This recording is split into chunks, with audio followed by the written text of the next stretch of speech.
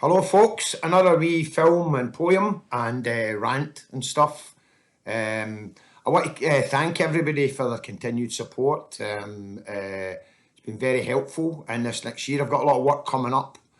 Still in that situation like a lot of writers where work is precarious. It's now and again, and it's not always paid that well. So the little donations through my Ko-fi account, which you can see below the video and through PayPal, and that is just absolutely fantastic. I have to thank you for the bottom of my heart. It's come from all over the world, from friends and poets in New Zealand and America and Ireland and Scotland and England, and it's heartwarming, and it is actually making the difference between being able to keep the heating on and eat and things during these times. So thank you very much again.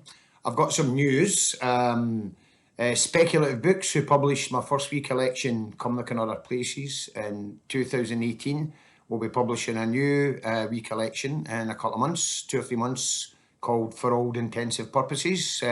Mainly new poems and some old ones who didn't make the cut the first time round. And they're also going to be hosting at the Edinburgh Festival this year 4 shows under the banner Word Up with Fair Play, where we're going to be showcasing the best of Britain's spoken word talent at the Fringe, along with some comedians and music, and sort of 4 wee cabaret nights, which will launch a monthly cabaret night at the Stand in Glasgow, Edinburgh and Newcastle that will come in the autumn. So I'm looking forward to that. But again, it's work further down the road. And so I'm going to read a wee poem for you. It's a bit of an oldie, and it's about my absolute hatred of philanthropy and philanthropists and charity and that type of stuff, because I believe that everybody should chip in what they can afford, and I believe that billionaires who avoid paying tax and then set up a wee charity with their own name and their own face all over it to make themselves look like good guys, and then get to decide where they spend their contribution, unlike the rest of us who have to chip into a central pot to help everybody.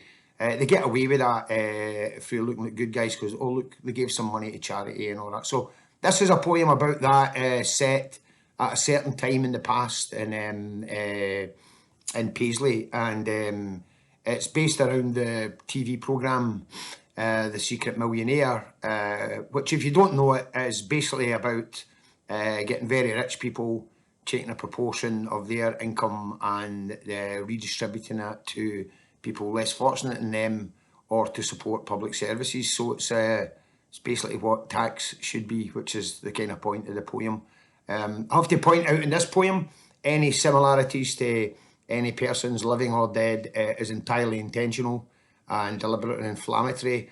In fact, there's a guy in there whose name is in there not just because it handily rhymes with dosh, but he was at one point a very a real Paisley gangster. I hope he doesn't mind me putting his name in a poem, or battering me, or end up battering me or something, because it is, you know, it's true. It's a story of a certain time in Paisley, with a sort of mix-up of public money, illegal money, and philanthropy and things like that. So this is a poem. It's called The Armani Trousered Philanthropist.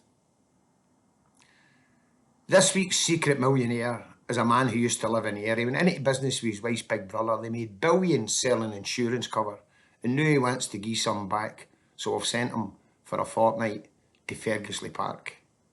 And as he sets out to mix and blend with the housing scheme he hopes to mend, due to a grass at Channel 4, the local businessmen know the score. They take him by the horn and show him their community, point out the odd needy, worthy investment opportunity. There's cheap lunches for pensioners in the pub. There's a disabled women's fishing club. Big Tam at the centre's always there for a cup of tea. Just pull up a chair, and if it's help you need or benefit advice, the folk at the drop-in are often nice. So our man writes his cheque, and he's quite content for Big Tam to coordinate how it's spent. To sum up, our man's guilt-ridden dosh ends up in the hands of one Grant McIntosh, who invokes a global business plan, reinvests it in Colombia and Afghanistan to fill boats and lorries full of drugs to punt to all the Paisley mugs, then some jiggery pokery for the tax advisor, the money's back, and we're none the wiser. And feeling a wee bit guilty about his money grabbing, Grant threw a big party at the old folks' cabin. Now you might think that's pretty sick, to pull off such a dirty trick, but selling shite to you and me is what get both men to the top of the tree. And so what if Grant flooded Paisley with smack? At least he's gien a wee bit back.